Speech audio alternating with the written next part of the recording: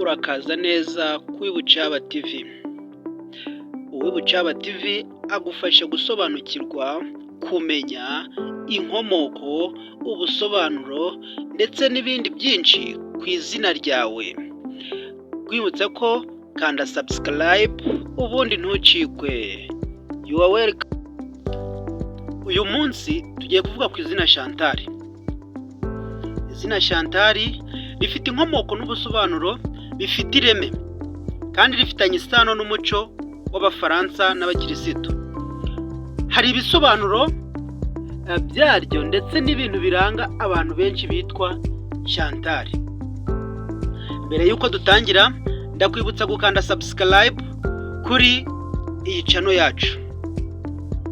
Kanda subscribe. Reka dutangire ku nkomoko. Izina Chantal rifite inkomoko ku izina ry'Igifaransa Chantal. Rituruka ku izina ry'umutagatifu Jean-François de Chantal wabayeho mu 1572 hagati y'igihumbi 1572 n'igihumbi 1641. Umufaransakazi wubatse izina mu kwemera, akaba n'uwashinze umuryango wa Order of the Visitation of Holy Mary. Izina rishobora no gushingira ku ijambo ry'Ikilatini chant, bisobanura ururirimbo cyangwa se kuririmba. Ubusobanuro bw'izina Chantal. Izina Chantal risobanura umutuzo n'urukundo muri rubanda. Kabiri, izina Chantal risobanura uwuje neza n'ubugwaneza. Gatatu, izina Chantal rigasobanura umuntu ushimisha abandi. Umuntu ushimisha abandi mu buryo butandukanye. Ushobora kubashimisha ubasetsa, ubaririmbira, ubakinira, ubabyinira. Hari ibintu byinshi ushobora gukora ukaba washimisha abo bantu. Izina Chantal rero rigendanye n'ubwo busobanuro tumaze kubabwira. Tukwibutsa nanone kongera gukanda subscribe niba utari wayikanda. Niba warayikanze tukakwibutsa gukanda share ugasangiza abagenzi bawe. Ibiranga abantu bitwa ba Chantal. Abantu benshi bitwa ba Chantal baba bafite ibi bibaranga. Abantu bitwa ba Chantal barihangana kandi bakagira umutima woroshye. Ako kantu barihangana kandi bakagira umutima woroshye. Icya kabiri, ba Chantal bakunda kwita ku bandi. Bakunda kwita ku bandi. Icya gatatu, bagira impano mu by'ubuhanzi n'imyidagaduro, cyane cyane kuririmba cyangwa se gutera imbere mu itangazamakuru, kuba abakinnyi ba sinema, kuba ba influencer. Aho bari bumva bari bo bantu bagira ijambo kurusha abandi. Bagira ubwenge bwinshi n'ubushishozi.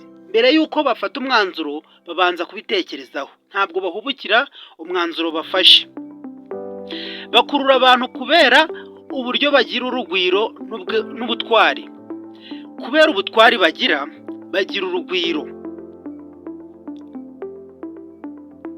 bigatuma abantu benshi bumva babasanga kuko baba babohokeye.